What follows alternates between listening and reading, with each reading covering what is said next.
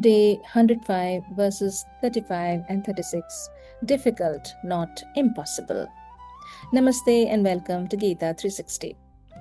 Yesterday, Arjuna voiced a struggle that feels deeply familiar.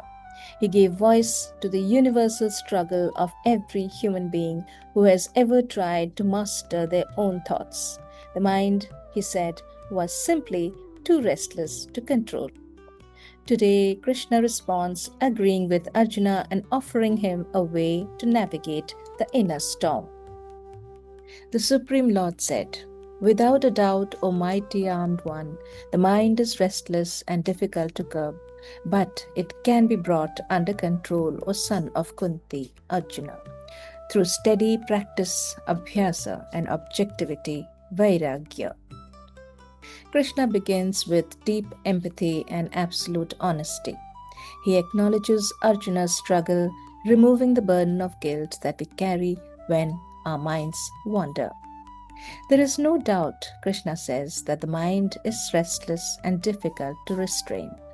But then he moves on to offer a solution to the ever-moving mind. He says that the mind can be brought under control through two disciplines: abhyasa, steady practice, and vairagya, detachment. Think of these two as the two banks of a river that keep the water flowing in the right direction.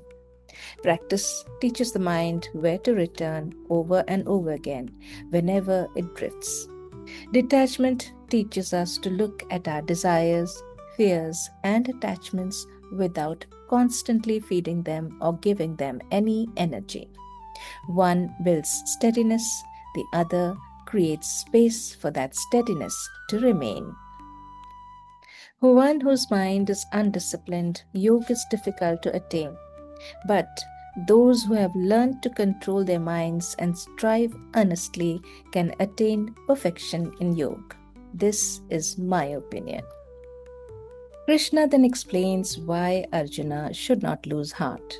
A mind that is never trained will always find yoga difficult. Left to itself, it follows every impulse, every distraction, and every passing emotion. But a person who patiently learns to work with the mind can gradually attain the state if they use the right approach. Krishna makes no promise of quick success. He offers something far more encouraging. The difficulty is real, but it is not final. Self-mastery is not a matter of luck, nor is it easy. It is the result of adopting a gentle and consistent approach. Most of us treat our minds like a broken machine. When we try to focus on something and our brain starts spinning with worries or distractions, we get upset with ourselves. We think we lack character or stamina, and we try to force our thoughts into silence. Then there comes a point when repeated failure begins to change the way we see ourselves. We stop saying, "I struggle with impatience" or "I worry too much." We begin saying, "This is just who I am." Without noticing it, our habits slowly become our identity. Krishna refuses to let us make that mistake. He agrees that the mind is difficult.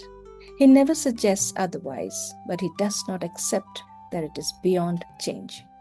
He reminds us that growth is possible within our reach. Perhaps this is the hope hidden within these verses. The mind we experience today is not a finished product. It is shaped by what we repeatedly practice and by what we gradually learn to let go of. Real change unfolds so quietly that we often recognize it only when we look back and realize we no longer respond to life in quite the same way. Thought of the day. We often mistake our habits for our identity. Pause for a moment today and reflect.